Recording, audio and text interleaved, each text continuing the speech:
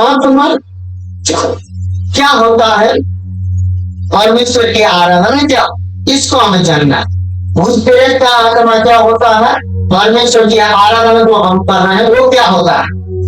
मनुष्य का आराधना के माध्यम से भाषा के रिश्ते में सबसे गहराई से प्रवेश करने के लिए बनाया गया था।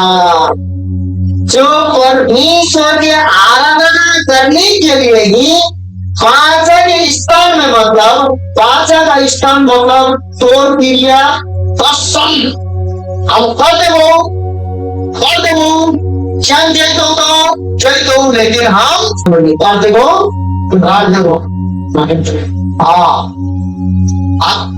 प्रतिज्ञा किए ना, उसी प्रकार परमेश्वर ने हमें अपने स्वरूप अपने प्रतिरूप में, यही है मेरे साथ जो समूह बैठ के क्या कर सकता है, काम कर सकता है और आराधना कर सकता है, इसके अलावा कोई नहीं कर सकता है।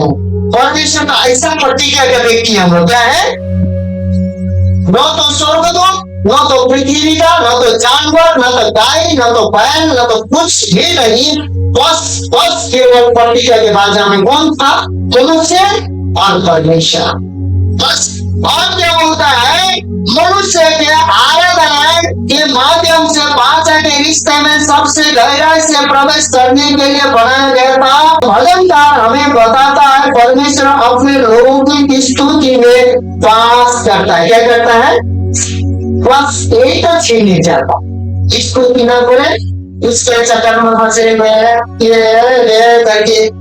इसलिए परमेश्वर हमारे स्थिति में अभी भी क्या करने चाहता है, वास करने चाहता है। क्या करने चाहता है, जहाँ स्तुति होगा वो वास का मतलब आज आपके घर में हम एक रात रह सकते हैं। ये परमेश्वर किसी प्रकार हमारे घरों में, हमारे दिलों में वास करने चाहता है। तो हम भी वो परमेश्वर के साथ सदा इसके वास करेंगे कि यीशु मसीह में जगह हम हमें बना के गया। इसलिए सुनिए, ये सब वास करने के लिए आता है। यही कौन आता है, परमेश्वर आता है। यही कारण है कि जब कोई व्यक्ति वास्तव में परमेश्वर की आराधना करता है तो वह परमेश्वर की पवित्र आत्मा से अपने भीतर वास करने की उम्मीद कर सकता है। अब देखिए, कुछ परमेश्वर क्या करना है। अब थोड़ा देर पहले हमने 3 स्टारियां सीखा। पहले परमेश्वर ने हमें अपने स्वरूप, अपने प्रतिरूप कसम खाके, क्या खाके, हमारे भाषा में कहने का मतलब कर देंगे। ये कभी नहीं छूटेगा। मतलब क्या है, वाचा क्या है।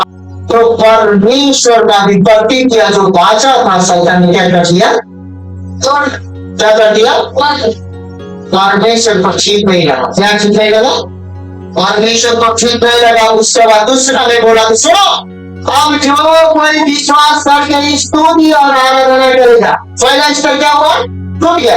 हालेलुया। पहला स्तर क्या हुआ भाई, दूसरा स्तर में बोला जो कोई स्तुति आराधना करेगा आत्मा सच्चाई से मुक्त कोठा में जाकर उसके स्तुति में आज के भाव का बना। इस दूसरा स्तर हुआ। और दूसरा स्तर भी यदि शैतान छीन कर ले भी गया तो तीसरा स्तर में तुम्हें मैं पवित्र क्या बोला। इसलिए यह बोल रहा है कि परमेश्वर की पवित्र आत्मा के अपने भीतर वास करने की उम्मीद कर सकते हैं। अभी भी कितना भी आपके जीवन में कितना भी खराब क्यों न हो, कितना भी गोलमाल करके क्यों नहीं बैठो, मिलाने चाहेंगे तुरंत मिला। अब ठीक है, जब पुराने बातों में हम थे तो कोई बात नहीं है, लेकिन जब हम मसीह में है, पुरानी बात क्या हो चुकी है, अब नया सृष्टि हुआ ना, तो नया कोई वचन होना चाहिए कि नहीं होगी। इसलिए खाना पीना नया वचन सब होना चाहिए। क्या होना चाहिए, सब चीज में होना चाहिए, ये होना चाहिए। इसलिए अब इस स्तुति में कैसे बात करता है, तो यहाँ बोल रहा भजन संहिता 47 का 1 में, ये देश देश के सब लोगों तालियां बजाओ। क्यों ताली बजाना है, क्योंकि पवित्र आत्मा परमेश्वर ने हमें प्रतिज्ञा के साथ साथ रहने की वादा है, शांति आनंद है। इसलिए हे देश के सब लोगों तालियां बजाओ, उच्च शब्दों से परमेश्वर के लिए भजन जय जयकार करो। अब क्यों कहना है? तो फिर भजन संहिता 54:9 बोलता है, तब सारे लोग डर के जाएंगे। क्या हो जाएंगे? आप परमेश्वर का स्तुति प्रशंसा करेंगे तो आपके अभिषेक के सामने कोई क्या नहीं सकेगा। हाँ, क्योंकि परमेश्वर का प्रतिज्ञा है कि मैं तेरे आगे आगे चलूं। अब चला भी है और तेरे पीछे पीछे मेरा केस भी रहेगा। अब देखो, आगे आगे स्वयं चलता और पीछे पीछे स्वर्गदूतों को हमको बीच में रखता है।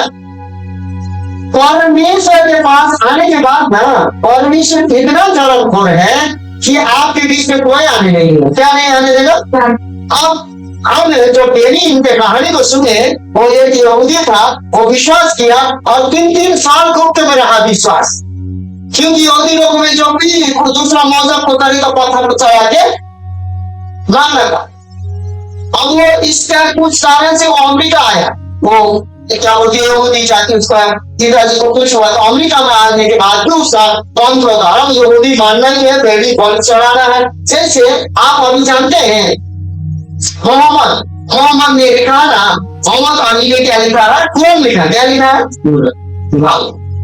उसने कुरान में कहा कि इब्राहिम के बलिदान के द्वारा जब इब्राहिम के संतान बचा तो हमारा भी बलिदान के द्वारा हमारा सारा बेटा बेटी क्या हो जाएंगे? सुरक्षा हो जाएंगे बोल के कुर्बानी और एक साल देता उसको कोई माना, लेकिन उसको मोहम्मद ही चढ़ा गया और यीशु मसीह ही। अब इब्राहिम को सब मानते। अब 3 ही लोग हैं जो सच में 2 लोग हैं, 3 लोग हैं, लेकिन 3 ही लोग हैं जो सच में हम लोग कहां से आए हैं वो जानते हैं। पहला यहूदी लोग है, वो जानता है कि आदम के द्वारा हम लोग आए। दूसरा मुसलमान लोग हैं, हम लोग भी आदम के द्वारा पैदाइश हुए हैं, वो भी जानते हैं। लेकिन एक बात है ना, हम लोग की तरह मनुष्य लोग हैं, हिंदू लोग कितने लोग हैं? हम लोगों को पता नहीं है कि कौन जन्माया। हम लोग का मन भी अलग है, बात भी अलग अलग है। हाँ भाई, समझो हम क्या बोल रहे हैं। 50 माँ कौन हमारा बोलते बाप है पता नहीं, हम कहाँ से आए पता ही नहीं है, और हमारा जाति हमारा कुल ऐसा है। लेकिन परमेश्वर को हमें मालूम हो, 3 ही व्यक्ति, 3 व्यक्ति जानता कहां से आया है, लेकिन 2 व्यक्ति को फिर मालूम नहीं है कि कहाँ जाना है। यहूदी को भी मालूम नहीं है कि यीशु मसीह जब से आया, उन लोगों विरोध करते पुरुष में टाइम दिया करण अभी यीशु मसीह आएगा बोल के बलिदान चढ़ा रहा है। क्या कर रहा है? अभी तो बलिदान चढ़ता है इस्राएल में। अब वहाँ इब्राहिम का बेटा को जब एक बकरा बचा सकता है तो हमारा बेटा बेटी को भी इतना बड़ा बचा सकता है। कहा देता उसके बाद पूरा बांट के खाते, नीमक भेजा लगा के देखिए। लेकिन परमेश्वर की महिमा हो, बोलिए परमेश्वर को धन्यवाद हो, बोलिए परमेश्वर को स्तुति हो, बोलिए। वो ईसा ही है जो ईसा मसीह को मानते हैं, विश्वासी ही है, कहां से आए हैं और जा रहा और हमें लोग जाते हमें लोग रहेंगे तो हमें लोग पूछे छोड़े रहेंगे तो हमारा बताएंगे। अब बताइए ये पूंजी की टीका किस पर है? इसीलिए तो बाइबल में बोला यशायाह के पुस्तक में, सुनो आने वाले दिन में ऐसा होगा, इसलिए यशायाह उठ और प्रकाशमान हो, तेरा परमेश्वर का प्रकाश तुझ पर चमका है, तुझ पर परमेश्वर का तेज उदय हुआ है। उसके बाद यशायाह ने पूछा क्यों हुआ है, बताओ। तो बोला परमेश्वर ने पता है, राज्य जाति हमें नाम है, तुझ में ज्योति लेने आने वाला। यीशु मसीह का कहते हैं हालेलुया। दोनों मार्ग खोज रहे हैं। कौन मार्ग खोज रहे हैं? यहूदी लोग भी मार्ग खोज रहे हैं, मुसलमान लोग भी मार्ग खोज रहे हैं, लेकिन मार्ग सत्य किसके पास है? हमारे पास है। इसीलिए सब सारे लोग डर जाएंगे और परमेश्वर के कामों का बखान करेंगे और उसके कार्यक्रम को भली भांति समझेंगे। तो समझाने की अभिप्राय पाने के बाद, आराधना स्तुति होने के बाद समझाने की बात नहीं है। ये तो परमेश्वर की स्थिति, परमेश्वर की आराधना और परमेश्वर की चरित्र और परमेश्वर के साथ बने रहे। लेकिन दूसरा में है, इसलिए जब ये अन्य लोगों के साथ सामूहिक आराधना में प्रवेश करते हैं, जो प्रभु से प्रेम करते हैं और स्तुति और गीत में अपना प्रेम व्यक्त करते हैं, तो वे कहते हैं कि उन्हें प्रभु की उपस्थिति का एहसास होता है। तो अब देखिए, अभी भी हम लोग प्रभु यीशु मसीह को नहीं जानते, मान लीजिए थोड़ा देर के लिए, और हम लोग परमेश्वर के लोगों के साथ आराधना करने जाएंगे, गीत सीखेंगे, उनके पीछे पीछे भी हम जाएंगे। क्या हो जाएगा? उनकी उपस्थिति में थोड़ा देर के लिए हम नहीं आ जाएंगे, ऐसा होता है। लेकिन अब वही उपस्थिति को परमेश्वर क्या करना चाहता है? हमेशा बनाए रखना चाहता है। उसी प्रकार यदि हम बीच में भी कोई उपस्थिति मिलता है, तो उपस्थिति हमें तो पता नहीं रहता है, लेकिन परमेश्वर को पता रहता है कि अब तुम्हारे अंदर में मैंने एक बार आग जला दिया है, ये जब तक हम नहीं आए कभी रुकना खोलना चाहिए, लेकिन परमेश्वर का यही उदाहरण के लिए हम समझा रहे थे। इसीलिए ये सामयिक गीत क्या है? ऐसे तो है, हालेलुया तो है, इसको भी सिंपल मत लीजिएगा। यहाँ भी कुछ बहुत बड़ा कार्य हो रहा है। कहने का मतलब यही है। इसलिए फिर बोलता है, परमेश्वर उन लोगों में से वास करने में प्रसन्न होता है जो हमें बनाने वाले प्रभु के प्रति खुशी से समर्पण करते हुए उनके पास आते हैं। हमारा सृष्टिकर्ता अन्य सभी शक्तियों और अधिकारियों से ऊपर है। क्या है? हमारा सृष्टिकर्ता ऊपर है और इसलिए हमारी प्रशंसा का हकदार है। प्रधानता और अधिकारी और सामर्थ और प्रभुता के और हर एक नाम के ऊपर तो न केवल इस लोक में पर आने वाले लोक में भी लिया जाएगा। और सब कुछ उसके पांव तले कर दिया और उसे सब वस्तुओं पर शिरोमणि ठहराया को दे दिया। यह उसकी देन है और उसी की परिपूर्णता में जो सबसे सब में सब कुछ पूर्ण करता है। अब हमारा प्रभु इसलिए बड़ा है, यहाँ जब हम लोगों ने पढ़ लिया है, इसलिए बड़ा है कि यीशु मसीह मर के जब जी उठा और कहाँ गया? स्वर्ग जाने के बाद उसका पिता जी जिसने भेजा था हम अपने लिए मनुष्य के रूप लेकर, वो स्वर्ग में गया तो वो कैसी में परिवर्तन हुआ? महिमित हुआ। क्या हुआ? शरीर कभी उठ सकता, बोलिए तो, क्योंकि वो महिमित हो गया। क्या हो गया? महिमित हो गया। मुझे तो लगता है कि परमेश्वर यीशु मसीह के शरीर को होंगे हाथी नहीं था, पता नहीं बाइबल नहीं था, लेकिन हिब्रू का पुस्तक होता है वो पूर्ण अपने अलग लेके गया था ऊपर, तो पूर्ण शरीर में नहीं था उसका, अलग लेके गए थे। जहाँ शैतान जो आज के समय चढ़ा था वहां पूछा, ये अलग सब्जेक्ट है। तो प्रशंसा का हकदार है कौन है? परमेश्वर। तो परमेश्वर हकदार है तो हमारे ऊपर भी परमेश्वर हकदारी जमाने रहना है। परमेश्वर ने कहा तो हम लोग एक बार चुनने के बाद वो छोड़ना ही नहीं चाहता।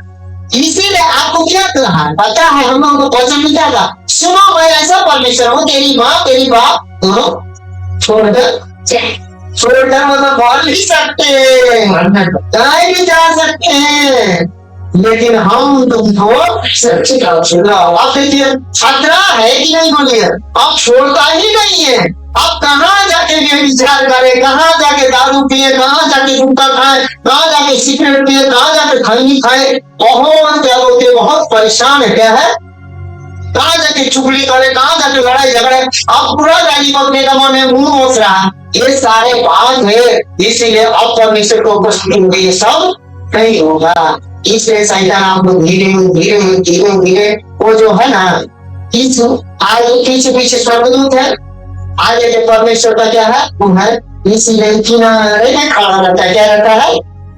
इसके बाद में धीरे अब जानते परमेश्वर को उपस्थित कोई नहीं सकता है। उदाहरण देते हैं, एक एक छोटा के निकाल दिखा,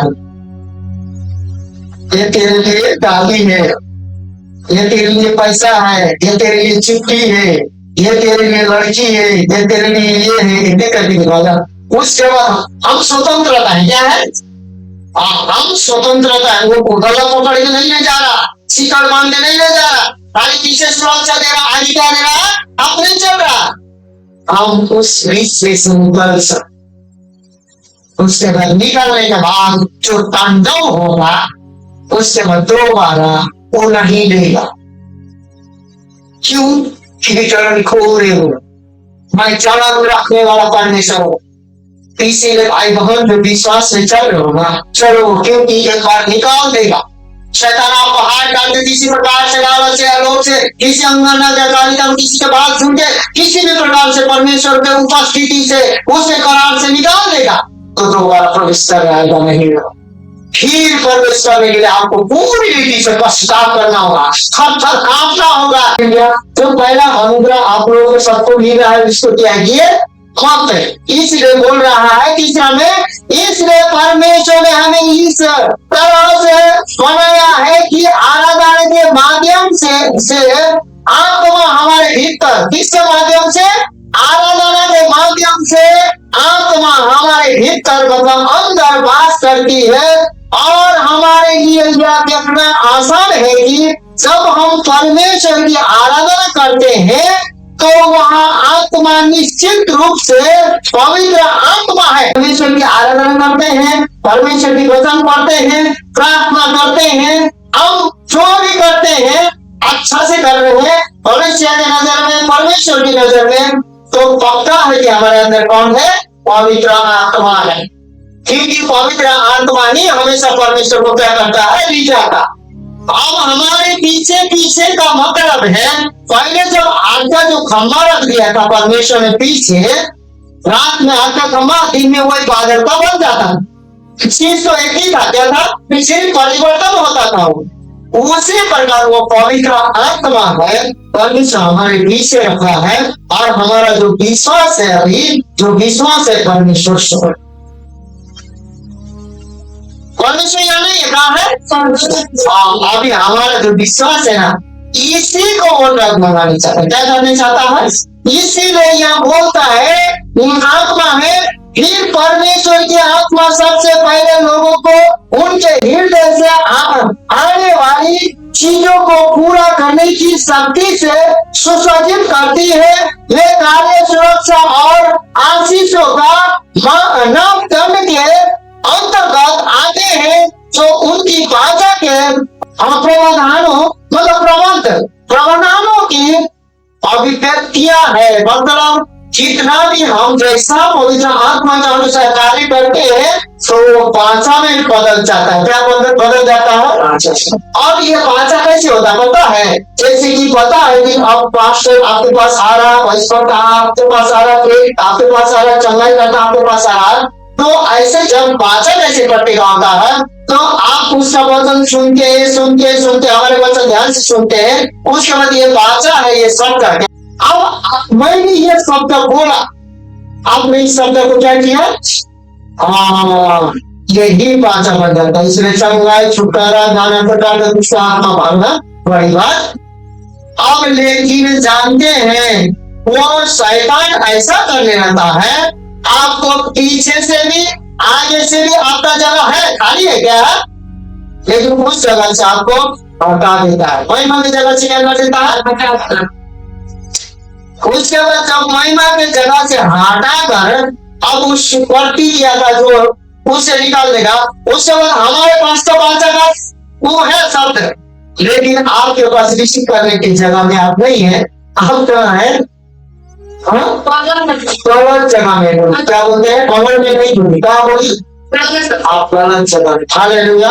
इसलिए नेटियो यहाँ बोलता है वे ऐसे साधन है जिनके द्वारा पतित मनुष्य उन सर्वोत्तम चीजों में प्रवेश कर सकता है। जो शैतान का ऐसा साधन है जो परमेश्वर का विश्वास से और आगे क्या पीछे पवित्र आत्मा से बीच में से खींच कर यहाँ शैतान के जगह में लाकर, अब देखिए झूठ गाय भैंस का झुंड जो जिस में देखते तो ऐसे चलता है, तो शेर किनारे बैठा रहता है उधर से घेर के इधर से, तो बीच में से एक को क्या करता है, अब निकाल के यहाँ लाई जाने के बाद 2-4 को शेर कोई मूड़ी चाटता है, कोई मुंह चाटता है, कोई बदन चाटता है, ऐसे करके मार देता। वो क्या कर दिया? निकाल लिया ना। अब कोई ऐसे निकालता है, कोई झूठ से अलग हो जाता है। क्या होता है? अपने आप पूरा पोड़ी देखा के भैंसा चलते रहता है, 4 को शेर आके खा जाए। उसी प्रकार ये शैतान ऐसा ही गरजने वाला सिंह, और सिंह तो सामने से हमला करके भूखला खाएगा, लेकिन ये सिंह गरजने वाला और ठीक होकर हमला करने वाला, क्योंकि यह परमेश्वर से सामने सामने और हम लोगों से भी ये सामने सामने नहीं कर सकता है।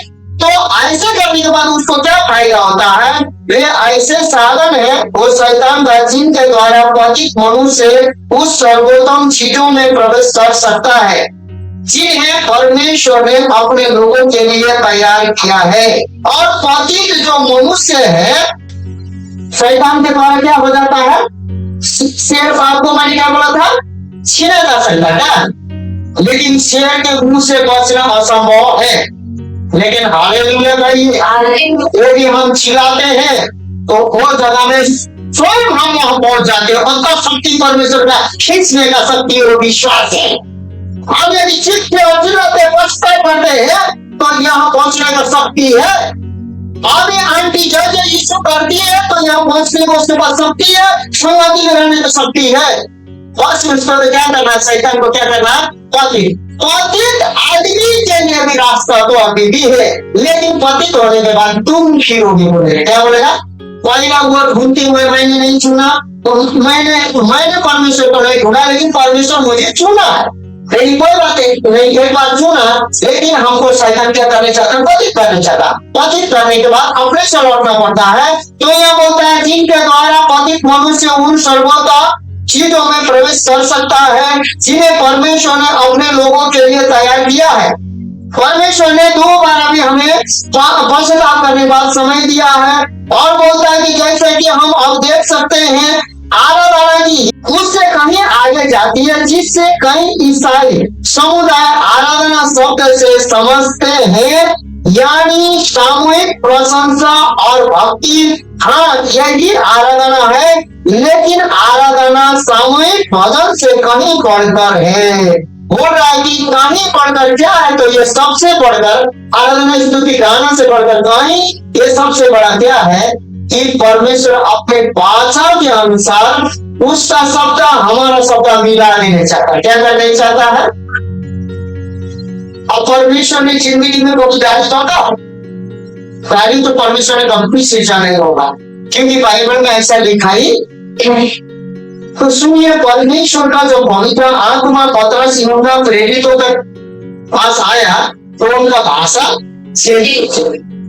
उसी प्रकार जब हमारे जीवन में परमेश्वर की आराधना से भी बढ़कर ये छोटा छोटा गीत भजन सुनते सुनते एक दिन ऐसा परिवर्तन कर देने चाहता है कि आपका सारा जीवन चेंज का मतलब है आप देखो, चेंज का मतलब है आपका मोबाइल फूट जाएगा तो नया खरीदेंगे ना, ये नया आता है ना, तो उसका नक्शा मॉडल भी अलग होगा, इससे अलग होगा ना। उसी प्रकार हमारा चेंज का मतलब हमारा जीव बांट के दे दिया जाएगा परमेश्वर का जीव से हम बोले। लेकिन ऐसा होने शैतान नहीं देता है, हमारे शरीर भी नहीं देता है। अब सुनिए, अब हम अभी आराधना कर रहे हैं, गुटखा खा रहे हैं, दारू पी रहे हैं, गांजा भी पी रहे हैं और भांग भी खा रहे हैं, खैनी भी खा रहे हैं, हम धूल फूक रहे हैं, पैन का भी बोल रहे हैं, माई का भी इधर उधर सब बोल रहे हैं, मेरे मुंह से बोल रहा, मान लीजिए। तो अभी आपका या मेरे मुंह से किसी का भी मुंह में ऐसा हो रहा है तो असंभव है कि हमारा जीव नहीं बदलेगा। क्या नहीं बदलेगा? जब तक जीव नहीं बदलेगा आपका आराधना वाचा में नहीं बदलेगा। जब तक वाचा में नहीं बदलेगा आपके अंदर में से शक्ति बाहर नहीं निकलेगी। जब तक आपके अंदर से शक्ति बाहर नहीं निकलेगी तब तक आप प्रभु के लोग नहीं है। क्या है? इसीलिए हालेलुया कहिए, हम प्रभु के लोग हैं। हम धीरे धीरे प्रवेश कर रहे हैं। क्या कर रहे हैं? उसके बाद वास्तव में यह हमने से प्रत्येक के लिए परमेश्वर की योजना और उद्देश्य के प्रति पूर्ण समर्पण है। यीशु ने कहा, यदि तुम मुझ में प्रेम करते हो, यदि मुझसे प्रेम करते हो, किसने कहा? यीशु ने कहा, यदि मुझसे तुम प्रेम करते हो तो मेरी आज्ञाओं को मानोगे। और देखिए, सबसे बड़ा आराधना जो हम परमेश्वर यीशु से प्रेम करते हैं तो किसका आज्ञा को मानेंगे? इसलिए जब आज्ञा को मानना है, पास्टर क्या कर रहा है, पास्टर कितना कम दे रहा है, कितना कम दे रहा है, आप आज्ञा में नहीं है तो पास्टर से नहीं, परमेश्वर से करिए आपको। इसीलिए हमारा व्यवहार ठीक होना चाहिए। तो सबसे बड़ा आराधना परमेश्वर के पास पहुंचने का आराधना प्रेरितों का 10 अध्याय में बोला है कि जो कॉर्नेलियस था वो आराधनालय में, परमेश्वर के आराधनालय में दान देता था और गरीबों का दान देता था और वो लोग सेवक को आदर करता था। लेकिन बाकी वो था यहूदी नहीं था, अन्य जाति था, वो मसीह नहीं था, घर में सीखा। उसके घर में जैसे पतरस गया स्वर्गदूत उससे दूतों से उससे दर्शन पाया, स्वर्गदूत इधर आया, वो घर में घुसा, घर में घुसते वचन सुनाया, पवित्र आत्मा हड़हड़ा के संपन्न। अब वो कितना प्यासा, कितना आज्ञाकारी था। पतरस को सिर्फ बोलना था, क्या था? उसको पहले ही जगह परमेश्वर ने बनाई, तो जगह आप बनाई। पास्टर जगह, पास्टर सिंह प्रचार करेगा, आएगा तो आएगा, नहीं आएगा तो उधर जाएगा। लेकिन जगह किसको बनाना है? सुनिए, मेरा जगह मैं खुद बना, इसका जगह खुद बनाएगी, इसका जगह आप नहीं बना सकते, ये आपका जगह नहीं बनाएगी। पलटी का भी वहां जगह अलग से होगा। आपका विश्वास के अनुसार पलटी फल दान करना यही भी वहां भी है। तो फिर यहाँ क्या बोलता है कि यही सच्ची उपासना आराधना है, ये आप परमेश्वर यीशु मसीह का एक पात्र को मानिए तो कोई दिक्कत पुराने नियम नहीं, क्योंकि वो परमेश्वर का प्रतिज्ञा के अनुसार आशीष चंगाई नियम दिन आप पास्टर हो नहीं जानते, मेरे हैं मेरे। लेकिन एक ही बात आप परमेश्वर जब छूटे रहेंगे ना, वो एक ही बात आपके जीवन में क्या करेगा? परमेश्वर का तेज तो है था, लेकिन शैतान क्या करेगा? साइड में पड़ा, आपका जगह खाली नहीं क्या रहेगा? और परमेश्वर आपके जैसा जल्दी विश्वास करने वाले को ढूंढते रहेगा, पता है ना? और वो जब तक विश्वास करते करते 5 साल भूत निकालते, दुष्ट आत्मा निकालते, क्या निकालते, लगा ना, कितना साल लगा भाई? कितना लगा? तो आप लोग बताइए। 4 साल। हाँ, 4 साल 5 साल लगा ना भाई। हम थोड़ी हमकी साल वाले अभी बहुत 2-3 साल इसका भी लगेगा। ऐसे करते करते अब शैतान ने आप लोगों को मुआ देखा तो अब दूसरा खोजना पड़ेगा कि नहीं? परमेश्वर को बोले वाली पूर्ण से उसको बनाने में 5 साल। इसमें जो जीवन मिला है ना, परमेश्वर किसी को इस्तेमाल करके पूरी रीति से हम लोगों से काम करना चाहता। इसलिए वफादार किससे प्रति होना चाहिए? जीवन किसने दिया? और दौलत किसने दिया? भगवान किसने दिया? और दिन का जीवन जिंदा किसने दिया? भोजन किसने दिया? तो परमेश्वर से लेना देना रखिए, परमेश्वर से वफादार होइए। जीवन बचाने वाला भी होंगे, परमेश्वर क्षमादार होंगे, अभी नहीं है छुट्टी बचाऊंगा, ऐसे ऐसे करके उसका बोलूंगा कि ये घर में पवित्र आत्मा भर जाए, इस घर के द्वारा बहुत कुछ हो, सोना ही सोना चांदी चांदी, आपका विश्वास के कारण ऐसे ही बोलो। लेकिन आपका जो संबंध परमेश्वर का संबंध हो जाए, यदि तुम मुझसे प्रेम रखते हो तो मेरी आज्ञाओं को मानते हो, तो अब हमने स्तुति और आराधना की अपनी समझ को सामूहिक गीत से लेकर व्यक्तिगत आज्ञाकारिता तक विस्तारित कर दिया है। फिर से परमेश्वर ने वादा किया है कि यदि हम उसकी आराधना करते हैं तो वह आध्यात्मिक रूप से हमारे भीतर वास करेगा।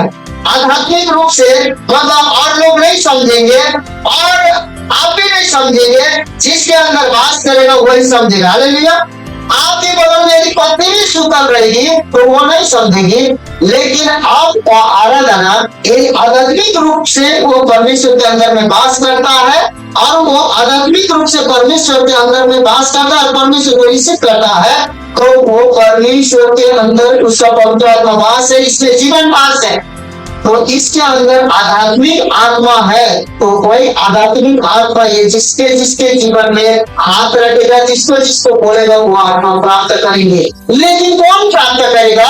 तो उसका जीवन परमेश्वर के साथ परमेश्वर के साथ संबंध रखने से होता है। इसका यह भी अर्थ है कि वह हमें दर्शनों के माध्यम से वह करने के लिए सशक्त करेगा, दर्शन भी देगा। पवित्र आत्मा आने के बाद इस कोई भी व्यक्ति आध्यात्मिक आत्मा से जो पवित्र आत्मा आता है तो दर्शन भी देगा, जो उसके हमारे हृदय में बोया गया है। क्या किया गया है? और वो अब थोड़ा देर बाद तो इसके अंदर में आध्यात्मिक आत्मा आया था, इसके द्वारा वो आध्यात्मिक आत्मा प्रवेश करेगा, उसके बाद वो दर्शन देखेंगे। वो दर्शन ही नहीं रहेगा, दर्शन तो सिर्फ सपना होगा। दर्शन तो मतलब हम उजरा देख ली, हम तारा देख ली, हम तीरा देख ली, हम स्वर्ग देख ली, आत्मा नीचे देख ली, यही ना हो रहा है अभी तक। तो सुनिए, अभी जो यहाँ हो रहा है ना, बाद में जो रोया जाएगा मतलब साक्षात होगा, साक्षात होगा मतलब खोया जाएगा। क्या बोलता है? जिसके द्वारा परमेश्वर अपने लोगों को शक्ति देता है, क्योंकि यहाँ समझने के लिए गंभीर परिणाम देता है कि दुष्ट आत्माएं लोगों में कैसे निवास करती है। अब ये सब दान बतन इतना आराधना स्तुति जो बोया जाए, जो आध्यात्मिक पवित्र आत्मा और जो दर्शन क्यों देता है, तो अब इसलिए देता है संसार में तीसरा आत्मा है। कौन है? स्वर्ग से। कहां से गिरा हुआ? और इसका छोटा बड़ा नुंगा टुंगा गुंगा से लेकर इसका बड़ा पद तक है। कितना पद तक है? इसलिए ये भी एक इंटर पार्टी है। क्या है? पूरी पार्टी है। एक तो स्वर्ग का पार्टी, एक पृथ्वी का, एक जीवन का पार्टी, तो दूसरा मृत्यु का पार्टी। यही दो पार्टी है, यही दो पार्टी में लड़ाई हो रहा है। तो अब इन संक्षिप्त वचन में हमें दो सिद्धांतों को समझना है। मनुष्य को आराधना के माध्यम से आत्मा प्राप्त करने के लिए बनाया गया। मनुष्य को आराधना के माध्यम से आत्मा प्राप्त करने के लिए बनाया गया। हम जितना भी परमेश्वर से आराधना करेंगे उतने हमें पवित्र आत्मा, परमेश्वर की आत्मा प्राप्त होगी। अब दूसरी बात, बनाया गया था, प्राप्त करने के लिए बनाया गया था। और दूसरी चीज में आज्ञाकारिता आराधना की अभिव्यक्ता है। तो काम हम में होना चाहिए। क्या होना चाहिए? हम आराधना करेंगे तो क्या होना चाहिए? माध्यम से हम जितना भी आराधना करेंगे हमें पवित्र आत्मा उतना ही। आराधना हमें 3 प्रकार का होता है। आप वचन पढ़ रहे हैं तो वचन को मान रहे हैं तो आराधना पूरा कर रहे हैं। आप गीत गाए या ना, उसके बाद आप गीत नहीं गा के आप जैसा तैसा टूटा फूटा कर रहे हैं, सबसे बड़ा आराधना आपको विश्वास को दे रहा है। सबसे बड़ा आराधना आपको परंपरा को छोड़ देना। सबसे बड़ा आराधना आप तो जानते हैं गीत गाना नहीं है, सबसे बड़ा आराधना विश्वास करके परमेश्वर मेरा प्रभु है, करेगा तो करेगा, और जो भी कुछ दिया है उसका है, ये बोलना है। अब लेकिन इसका मतलब यह है कि जब कोई व्यक्ति परमेश्वर की आज्ञा का पालन करता है तो यह अपने आप में आराधना का कार्य है। जब तक मनुष्य परमेश्वर का आज्ञा मानता है, पालन करता है, वो आराधना का काम है। क्या है? कार्य है। कार्य मतलब ये चावल का बोरा है, अब ये बोरा में क्या डालेंगे हम? अब ये बोरा नहीं रहेगा तो हम चावल भूई में उधर रहेंगे ना। तो उसी प्रकार परमेश्वर की ओर से क्या बोलते हैं, जितना भी हमें आराधना का जो कार्य का मतलब कर्तव्य है, क्या है, हम जितना भी परमेश्वर की आराधना करेंगे उतने हम आराधना का बर्तन पहुंचाएंगे और हो जाएंगे। तो उसके बाद ये इच्छा पूरा हो, कौन सा इच्छा जानते हैं? हम परमेश्वर के स्वरूप और परमेश्वर के कर्तव्यों पे बदल जाएंगे और हमारा सब परमेश्वर का होता है। उसी व्यक्ति को परमेश्वर स्वर्ग वचन मिलेगा। ताली बजते हुए आप स्वर्ग नहीं जा सकते, आप बीड़ी पीते हुए आप स्वर्ग नहीं जा सकते, खैनी लगाते हुए आप स्वर्ग नहीं जा सकते। हालेलुया। अब लेकिन परमेश्वर की सारी बातों से क्या करने के लिए है? निकालने के लिए। आप चूली करते हुए स्वर्ग नहीं जा सकते, बहुत सी बातें हैं। तो यहाँ पर बोलता है पालन करता है, तो यहाँ अपने आप में वो क्या चीज पालन करता है? इसका मतलब यह है कि जब कोई व्यक्ति परमेश्वर की आज्ञा पालन करता है तो यह अपने आप में आराधना करता है। आज्ञा पालन करना ही आराधना है, तो परमेश्वर का कार्य बन जाता है। वो जो करेगा परमेश्वर का कार्य करने का एक बर्तन बन जाता है। परिणाम स्वरूप परमेश्वर हमें सशक्त बनाता है, हमारे भीतर निवास करता है। उसके बाद थोड़ा देर पहले तो उसका कार्य का बर्तन थे, उसके बाद तो उसका भारी होना क्या हो गए? परमेश्वर हमें क्या करता है? लेकिन पूछे जाने वाला प्रश्न यह है कि क्या होता है जब कोई व्यक्ति परमेश्वर की आज्ञा मानने के बजाय शैतान की आज्ञा मानने का निर्णय लेता है? क्या पता में क्या मानव जाति के साथ ऐसा ही नहीं हुआ था? सब देखिए, अब तो आराधना स्तुति करे तो परमेश्वर का सब अभिषेक हो रहा है, जितना भी बात हो रहा ना। अब लेकिन वही व्यक्ति परमेश्वर का आज्ञा को छोड़कर अनज्ञाकारिता में आते हैं तो क्या होता है उसको जानने नहीं होगी। यही आजकल जानते मसीह लोग यही जानने नहीं चाहते। आज हमको खोलना है क्या? करेक्शन हो, क्या होगा? करेक्शन नहीं, आने वाला विपत्ति से हम क्या होना है? सावधान। हाँ, तो यह बोलता है अब अर्थात ये क्या होगा? अब अनज्ञाकारिता, हम आज्ञाकारिता, आराधना स्तुति पवित्र आत्मा में थे, लेकिन अचानक मसीह से हम अब थोड़ा सा एक है, क्या हो गए? शैतान अब हमको शायद लोग दिखा दिया होगा, शायद हमको व्यभिचार दिखा दिया होगा, शायद हम किसी चीज को ज्यादा करते रहे, मसला नहीं कि हम गिर गए, क्या हो गए? परमेश्वर से अलग हो गए और हम क्या हो गए? पतन हो गए। कैसे कि अब आगे न मानने से हम तो क्या, आदम तो क्या परमेश्वर अपने स्वरूप अपने प्रतिम में बनाया था, लेकिन वो लोग आज्ञा न मानने से न गिरे। आज्ञा न मानने से गिरे ना। आज्ञा क्या? अब कितनों को करना है वो परमेश्वर वो पेड़ क्यों रखा? जब मनुष्य पाप ही करता पता था ना उसका हमारे से पाप में गिरेगा तो पेड़ रखने की जरूरत नहीं था ना। अभी हम भी ये कर रहे हैं, लेकिन परमेश्वर क्या है? शासने वाला परमेश्वर क्या है? और जन्म करने वाला। पहला पता था कि लूसीफर उसको धोखा देकर खीरा है। अब मनुष्य को भी मुझसे कितना प्रेम करता है इसको हम जांचते हैं। उसने एक ज्ञान बुद्धि देने वाला पेड़ और सब फल खाने वाला, वो जैसे खाओ तुम्हारा ज्ञान बुद्धि का आंख समझ असमझ आंख खुल मर जाएगा नहीं, आंख खुल जाएगा। बोला था वो पेड़ को लगा दिया ना। हाँ, आदम को तो समझ में था कि भाई नहीं खाना है तो वो दिन पकड़ा था, लेकिन औरत ने क्या किया? कि अब जिद्दी तो होती है और अभी भी औरत लोग मान लीजिए इस बातों को, पवित्र आत्मा साक्षी हो कि आप क्या बोलते हैं आने वाले दिन में अपने भी मत बिगड़ जाइए, दूसरों के आपका पुरोहित के शासन खींच के नरक के साइड में खड़ा नहीं करवाइए, क्योंकि स्वीकारिएगा तो फिर और स्त्री को परमेश्वर ने यीशु मसीह भी पैदा करने वाला शक्ति दिया है, पुरुष पैदा नहीं किया यीशु मसीह को, किया है यीशु मसीह को पुरुष पैदा। यीशु मसीह को यीशु नहीं कह सकता कि ये मेरा बेटा है, कह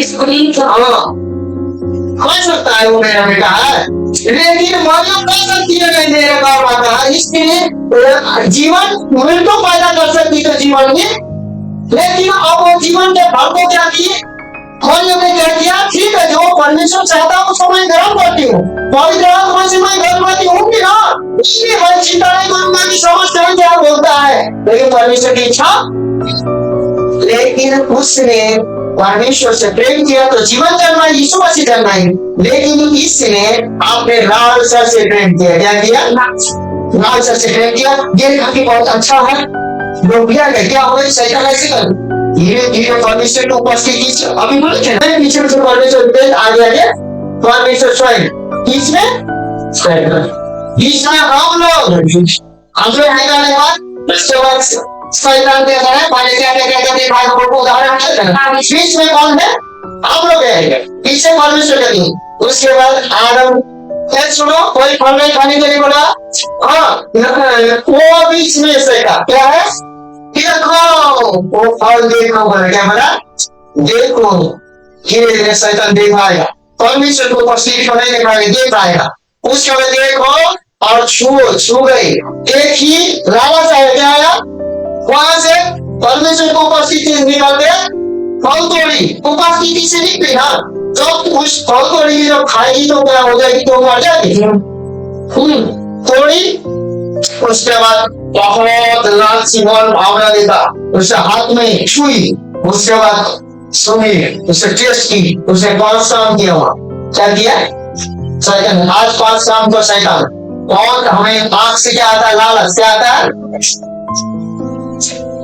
लोग है और छूने का मन करता है, हर एक चीज बढ़िया बढ़िया चिंता कमरा मोबाइल सब कुछ छूने का मन करता है, और तो पुरुष को उसको तो कितना भी दिन क्यों ना हो, पेट की बड़ा हो कोई नहीं, भर्ती बात घर ही में रहे और उधर जाके तो पड़ोसी में से चमक रहेगा तो वो भी चलेगा, ये स्वाभाविक है, क्या है कर्म करना, इसमें क्या होता है चला जाता है, क्या है ये स्वाभाविक है, आप कितना भी सीधा क्यों ना हो आटा के समान, अभी आपको हम बदमाश बना सकते हैं, नहीं सकते, क्या कर सकते हैं, शैतान ने उसको अपने लालसा में बदमाश बना दिया कि नहीं, सुनो हमने तो खा लिया तू भी ठूस से बोलते पति को भी जबरदस्ती उसके बाद दोनों फरार हो गए, पतन हो गया, भाइयों शैतान आसान तरीका अपनाता है, अर्थात मनुष्य परमेश्वर की अवज्ञा मतलब अनजाकारिता करने और शैतान की आज्ञा मानने के निर्णय लिया और वहां गिर गया, क्या हो गया, मनुष्य गिर गया, हाँ, और परिणाम स्वरूप पूरी मानव जाति दुष्ट आत्माओं के नियंत्रण में आ गई और शैतान मानव जाति के पूरे क्षेत्र में निवास करने लगा, दूसरा आत्मा परमेश्वर के बीच में रहता है, वो साइड में किसी न किसी भावना का लालसा में रहता, तो बोलता है आराधना का सिद्धांत लागू हुआ क्योंकि मनुष्य द्वारा शैतान की आज्ञा का पालन करना दुष्ट आत्मा की आराधना का प्रकटीकरण था, जो अतः इस दुनिया का देवता बन गया, शैतान इस दुनिया का क्या हो गया, देवता बन गया। उसके बाद में जानते हैं आज हम उस बात में आ जाएंगे, वो हमारा देवता बन जाएगा, क्या बन जाएगा, इसीलिए शैतान आपको पहचानता है, तो अब क्या किया तो शैतान ने ये सारी बातों को लाके, तो शैतान आज्ञा का पालन करना तो उसका आत्मा की आराधना का प्रकटीकरण था, जो अतः इस दुनिया का देवता बन बैठा था, तो कैसे बन बैठा था, तो दूसरे कोरिन्थी 4 में बोलता है, बोलो, और उन आवश्यकताओं के लिए जिनकी स्तुति इस संसार के ईश्वर ने अंकित कर दी है, ताकि मनुष्य परमेश्वर का प्रतिरूप है, उसके तेजोमय सुसमाचार का प्रकाश उन पर न चमके। अब उसने ऐसा कर दिया है, शायद कर देगा उसके बाद दोबारा आपको वचन सुनेगा तो वो सुनने नहीं करेगा, उसको छुटकारा बोलेंगे तो रिसीव करवे नहीं करेगा। ऐसा कठोर बना के उसे हाथ पर के पट्टी कर देता है, बांध देगा। अब ये किसको बोला है? अविश्वासी बोल रहा है। सुनिए ध्यान से, यहाँ एक प्रकार से आपको आज खोल खोल के बताने चाहते हैं। एक प्रकार से यह क्या है? यीशु मसीह के चेले लोग यीशु मसीह से विश्वास बिना कर पीछे पीछे चल रहे थे, विश्वास करके चलने वाला। तो यीशु मसीह जब नाव में फंसा, आंधी आया, उनको क्या करने अधिकार था? लेकिन वो डर गए, क्या हो गए? उसके बाद उनको यीशु मसीह ने क्या बोला? बोलो, बोला है विश्वासी तुम्हारे पास था। हाँ, ये अविश्वासियों चेले लोगों को बोल रहा है। सालों से उनका क्या कर रहे हैं? पीछा उनके साथ रहने का। ये अविश्वासियों तुम्हारा क्या विश्वास? अब ये किसका हाथ में पट्टी बांधेगा? शैतान। तो वो अल्पविश्वासी लोगों को भी सिर्फ एक को निकालकर अब आप मौका दिए ना, आपके हाथ में ले सके। इसीलिए दूसरा आत्मा लगा हुआ नहीं चिंता है, ये आराधना का घरे नहीं चिंता है, ये प्रार्थना का घरे नहीं चिंता है। हालेलुया। और जब शैतान को प्रसन्न करने वाले काम करते हैं तो ये वास्तव में उनकी आराधना कर रहे होते हैं। इसलिए ये दुख को शैतानी ताकतों के स्वाभाविक प्रभाव के लिए क्या कर देते? छोड़ देते हैं। अपने दुख है में वो अपनाने चाहते हैं, उठने अब वो दुख में क्या करेंगे? परमेश्वर को कोसेंगे, लेकिन परमेश्वर तो उसको दोषी आने वालों को खड़ा कर दे। ये प्रार्थना करते हुए कुछ नहीं करे से ऐसा भी कर दे सकता है, लेकिन करने की क्योंकि करेंगे तो और विश्वासी हो जाएंगे ना। लेकिन हमको कहना नहीं है, ये आंधी तूफान चेले लोगों को पता नहीं था, लेकिन ये चेले लोगों को पता है ना, इसीलिए न तो इसीलिए बड़ा मुझसे बड़ा काम। आप देखिए, आप वचन जो जानते हैं सुन लो, वहाँ पर जब नहीं काटा गया, तूफान आगे आया तो नहीं काटा गया, तो यीशु मसीह ने चेले लोगों को क्या बोला? हम लोग विश्वासी है कि नहीं बोली? अब हम तो यीशु मसीह कोई भी काम हम नहीं समझेंगे, हम उसको प्रार्थना नहीं करेंगे, नहीं डालेंगे, तो यीशु मसीह हमको क्या कहेगा? अल्पविश्वास सिखाएगा। इसलिए हम अल्पविश्वास और डरपोक नहीं है। यीशु मसीह के नाम से शैतान को गर्दन पकड़ने के लिए नहीं देंगे, उसके गर्दन में पाँव रखेंगे। समझ जाइए थोड़ा।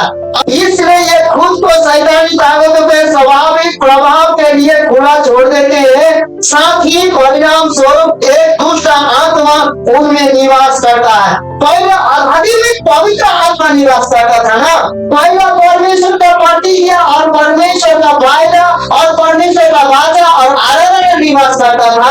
वो परमेश्वर का कार्य का बर्तन था, तो परमेश्वर उसमें निवास करता था। अब उसमें एक दुष्ट आत्मा देखा रहा है। लेकिन चेले लोगों ने तुरंत क्या किया? बहुत संवेदन होकर प्रभु हम क्या कर समाचार करें कि ना बोले, कुछ ऐसा लिखा नहीं है, लेकिन वो संवेदन हो गए। आप पता चला कि हमको डांटना चाहिए, क्या करना चाहिए? हाँ, आप जानते हैं यहाँ क्या बोल रहा है। थोड़ा देर पहले आराधना इसको भी करने का शक्ति सामर्थ पवित्र आत्मा आत्मा वास कर रहा था। अब वही आंख में पट्टी बांध दिया। उसके बाद में आपको क्या क्या किया पता नहीं, अब अंदर में गुस्सा हुआ डाल हवा ने ग्रहण किया शैतान की बातों को। और भाई पार्टी का वैसे सबको पाप फैला दी। मरियम ने ग्रहण किया। सुनो, अचानक आता तो पवित्र आत्मा से गर्भवती हुई, एक पुत्र जानेगी, वो हमारे साथ रहेगा, वो परमेश्वर हमारे साथ रहेगा, उसका नाम इमानुएल उद्धार करता। क्यों क्या की ग्रहण। अब यहाँ थोड़ा देर पहले कुछ पवित्र आत्मा को ग्रहण करने वाला व्यक्ति तो दर्शन की बात पढ़े ना, आप लोग सबूत है सुन रहे हैं, आप लोग पढ़े दर्शन की बात की दर्शन बात ही में दर्शन को खोया भी। अब तो यहाँ उसके अंदर में कौन है? इसका आत्मा। इसका मतलब उसने अपने पति बांधकर वो अपना पति का रूप लेकर हो या किसी का रूप लेकर हो, उसने गर्भ में दुष्ट आत्मा डाल दिया, मतलब उसे बेविचार किया। अब आत्मिक के क्षेत्र में क्या किया है? उसके बाद अब उसके जगह में पवित्र आत्मा, दुष्ट आत्मा, और वो दुष्ट आत्मा कौन बोल रहे? सुनो नहीं, यही बोल रहा है। तो चलिए थोड़ा छोड़ देता है, साथ ही परिणाम स्वरूप दुष्ट आत्मा उसमें निवास करती है और ये दुष्ट आत्मा से ग्रसित हो जाता है। इधर में आप यहाँ रोक सकते हो, आते हुए देखे, आते हुए देखे। हाँ, तो आप लोगों के जीवन में आएंगे, आपने अपने बेटे के जीवन में बुखार टाइफाइड तो आया, हाँ, वो कहां से आया? आप देखिए, कहां से घुसा? देखे अनदेखी बातों से आपको परमेश्वर के राज्य से अलग करेगा। इफिसियंस 4:27 में और इफिसियंस के मसलों को कहता है कि वे शत्रु को पैर जमाने की जगह न दे, मतलब पैर रखने की जगह शैतान को कभी भी नहीं देना चाहिए, और न शैतान को अवसर दो। 4:27 में और क्या बोलते हैं? और चौथे और 5वें अध्याय में वहां कई अधर्मी, क्या बोलते हैं? अधर्मी चरित्र आचरण का वर्णन करता है, जिन्हें दुश्मन को पैर जमाने का मौका देने के रूप में परिणाम किया जा सकता है। उसके बाद वो क्या करेगा? आपको आचरण को बदल दो। पहले आप ईश्वर की आराधना प्रार्थना समय कर रहे थे, अब परमेश्वर के खिलाफ उल्टा सीधा करवाएगा। तो कैसे कराएगा? तो ये वचन में लिखा है, इसलिए मैं ये कहता हूँ और प्रभु में जाए परमेश्वर यीशु मसीह में होकर जताता हूँ कि जैसे जाति लोग अपने मन की अनर्थ की रीति पर चलते हैं, जैसे अन्य जाति लोग अपने मन की अनर्थ पर चलते। रुक जाना, अन्य जाति लोग अपने मन के अनर्थ में चलते। क्या चलते हैं? उनका मूड हुआ, व्यभिचार करेंगे, मूड हुआ दारू पीने, मूड हुआ गाली करेंगे, विरोध करेंगे, तो में चलते हैं। आगे पढ़ो। तुम अब से फिर ऐसे ना चलो। अब हम लोगों को बोल रहा है अब ऐसा नहीं चलना। ये अनर्थ बात है, शैतान हमें अंदर में गुस्सा आत्मा डाल देता। आगे, क्योंकि उनकी बुद्धि अंधेरी हो गई है। उनका बुद्धि को क्या क्या मैंने बोला ना, अब उसने क्या किया? आंख में पट्टी बांध के जान में उसने क्या क्या कर दिया। उसका पट्टी बांधने का तरीका छूट गया है, उसको जैसे भी विश्वास दिलाना। वो तो विश्वास दिलाया ही नहीं, दिलाया ना, स्वतंत्र है। लेकिन हमारा पवित्र आत्मा का काम है जीवन पैदा करना, और स्वर्गदूत परमेश्वर का संदेश लेके आया था, तो मरियम को भी तो विश्वास करवाया, कर्म करवाए। उसी पर आगे बढ़ो। और उस अज्ञानता के कारण जो उसकी है और उनके मन की कठोरता के कारण वे परमेश्वर के जीवन से अलग किए हुए, और परमेश्वर के जीवन से उनको शैतान क्या करके उनको अलग कर दिया। शूद्र होकर फल में तक गए हैं कि सब प्रकार के गंदे काम लालसा से किया करे। ये लोग पहले तो शूद्र हो गए, इनका बुद्धि भ्रष्ट हो गया, उसके बाद क्या चीजें लालसा में चले गए, और क्या लालसा से किया, लालसा से किया करे। तो ने सचमुच उसी की सुनी और जैसा यीशु में सत्य है उसी में सिखाए भी गए। अब तुमने उस पुरानी बातों को, जो अन्य जातीय समाज जो चलती है वैसा बातें नहीं सीखी है, उसका चाल चलन नहीं सीखी है। तुम में तो क्या है, वरन तुमने सचमुच उसी की सुनी और जैसा यीशु मसीह सत्य है। क्योंकि हम लोग सब वचन कहाँ से सुने? बाइबल से सुने। कहाँ से सुने? दूसरा शिक्षा से नहीं सुने, दूसरा शिक्षा नहीं सुने थे तो लौट आए हम लोग, इसीलिए बाइबल से सुने। उसी में सिखाए भी गए हैं कि तुम अपने चाल चलन के पुराने मनुष्य को भरमाने वाली अभिलाषा के अनुसार भ्रष्ट होता जाता है, उतार डालो। क्या करो? तुरंत हमको ये आवाज ध्वनि के साथ प्रस्ताव करना पड़ेगा। उसके बाद उतार डालो। तो वास्तव में जब हम शैतान की आज्ञा मानते हैं तो हम उसकी आराधना करने लगते हैं, और उसकी आराधना करते समय हम खुद को आत्मा को समाप्त करने के लिए कमजोर बनाते हैं, और इस स्थिति में पवित्र आत्मा नहीं बल्कि अशुद्ध आत्मा, दुष्ट आत्मा या भूत आत्मा हमारे अंदर प्रवेश कर जाता है। अब बाइबल में अनेक अनैतिकता के बातों को नहीं छोड़ना। 15 में बोलता है इसलिए आराधना अर्थात सभी आध्यात्मिक अंतर्वासों को अंदर में जो आध्यात्मिक अंतर्वासों का जो जड़ में है, चाहे वह पवित्र आत्मा का अंतर्वास हो, जब हम परमेश्वर के मार्ग पर चलना सुनते हैं, या अशुद्ध आत्माओं का अंतर्वास हो, जब हम परमेश्वर के शत्रु शैतान के मार्ग पर चलना सुनते हैं, इसलिए कहीं उद्धार केवल सच्चे पश्चाताप के बाद ही प्राप्त किए जाते हैं। जब हम शैतान में गिर जाते हैं, इस शब्द में, इस बात में गिर जाते हैं, भूल में और उसमें पड़ जाते हैं, तो हमारा सबसे बड़ा इलाज है, जब पवित्र आत्मा चला जाता है तो दुष्ट आत्मा आ जाता है, तो सबसे बड़ा इलाज है हमें पश्चाताप करना। और पश्चाताप करना, मेल मिलाप करना बहुत कठिन होता है। बोले बहुत कठिन होता है, यही शैतान। इसीलिए मेरे भाइयों बहनों, अब क्या हो रहा है क्या नहीं हो रहा, हमें भावना में चलने की जरूरत नहीं है। अब यहाँ पर बोलता है यदि आप दुष्टों के कब्जे का मूल कारण है तो सच्चा पश्चाताप भी उद्धार का अग्रदूत होना चाहिए। तो आप और हम जो भी है, हम पाप में, अपराध में, अधर्मिता में सहभागिता है, तो अब आपको पश्चाताप अग्रदूत बोला है। अग्रदूत, पश्चाताप करके अग्रदूत का मतलब है आपका जो पश्चाताप है, आपको जीवन बचाने के लिए आगे जाओ। क्या जाता है? परमेश्वर जो मसीह ने यीशु में है उसको दान की आज्ञा, लेकिन जो मसीह में नहीं उसको दान का आज्ञा। तो क्षमा मांगने से आपका जो क्षमा का जो शक्ति है, आपको जीवन बचाने के लिए अग्रदूत बन के जाता है। मतलब मरियम को गर्भवती होने से पहले कौन आया था?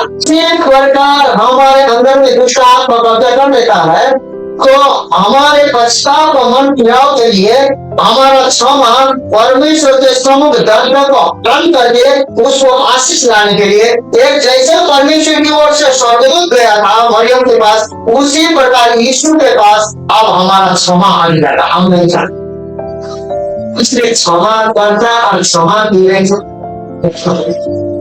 अब ये देखो 32 4 का 31 सब प्रकार की करवाहट और परखोख और क्रोध और छलह और निंदा सब बैर भाव समेत खून से दूर की जाए। एक दूसरे पर कृपालु और करुणामय हो, और जैसे परमेश्वर ने मसीह में तुम्हारे अपराध क्षमा किए, वैसे ही तुम भी एक दूसरे के अपराध क्षमा करो। जैसे परमेश्वर ने तुम्हारा अपराध को क्षमा किया है, परमेश्वर ने अपराध क्षमा नहीं करते हम बस के ऐसी काट करके मुसलमान जैसे बाल बच्चों को बचा सकते थे।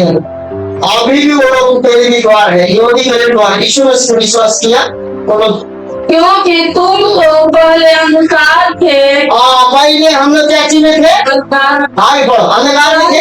अब प्रभु में ज्योति हो। अब यीशु में क्या है? हम ज्योति में नहीं है, हम स्वयं क्या है? ज्योति हो। हम कौन के ज्योति नहीं, हम स्वयं क्या बन चुके हैं? ज्योति बन कौन बन गए? क्या बन गए? हम बॉल के रोशनी में नहीं है, स्वयं परमेश्वर ने हमें एक करंट चार्ज करके जलने वाला बॉल बना दिया। हम ज्योति में नहीं। आगे अतः ज्योति की संतान के समान चलो। अब ज्योति हो तो ज्योति के समान हमको चलना है। आगे क्योंकि ज्योति का फल सब प्रकार की भलाई और धार्मिकता। ज्योति का फल सब प्रकार के क्या निकलेगा? भलाई, धार्मिकता और सत्य है। और यह प्रभु को क्या भाता है, और ये प्रभु की यीशु मसीह को क्या भाता है। ये आगे इस कारण वह कहता है, शेष होने वाले दाग और मुर्दों में से जी उठी क्यों और मसीह की ज्योति तुझ पर सोने वाले मुर्दे जी उठ, क्योंकि मसीह का ज्योति आ गया, तो उस पर क्या हो जाएगा आप समझेगी आगे। और आपस में भजन और स्तुति गाना और आप मुर्दे में से जी उठा आदमी और शैतान से लौटा हुआ आदमी क्या क्या करेगा? आपस में ये लोग क्या करेंगे? भजन और स्तुति ये लोग आपस में भजन स्तुति करेंगे, आपस में झगड़ा लड़ाई नहीं करेंगे। ये लोग एक माने उचित होकर क्या करेंगे? स्तुति करेंगे। आगे और आपस में भजन और स्तुति गान और आत्मिक गीत गाया करो। आत्मिक गीत गाया करेंगे और अपने अपने मन में प्रभु के सामने गाते और स्तुति करते हो और सदा सब बातों के लिए हमारे प्रभु यीशु मसीह के नाम से परमेश्वर पिता का धन्यवाद। और सभी बातों के लिए यीशु मसीह के नाम से इसको धन्यवाद देना है। नाम से परमेश्वर को, क्योंकि उसने एक लोग पुत्र को नहीं दिया था, तो आज हम 9 वर्ष पे, क्योंकि पिता का यहाँ बहुत बड़ा भाग है।